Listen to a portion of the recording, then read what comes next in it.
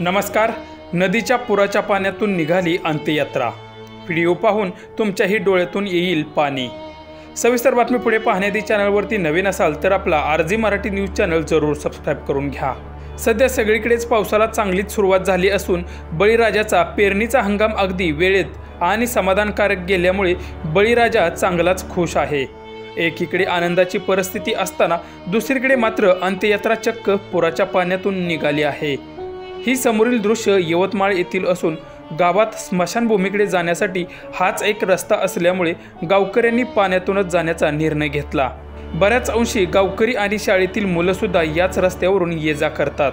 पण जेव्हा पूर येतो तेव्हा मात्र गावातील दळणवळण पूर्णतः ठप्प होतं.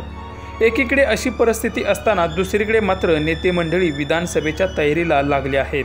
पण या गोष्टीकडे मात्र त्यांना लक्ष द्यायला वेळ नाही. यामध्ये कोणाचा तरी जीव गेल्यानंतरच तुम्ही इकडे लक्ष देणार का असा सवाल येथील रहिवासी सरकारला करत आहेत.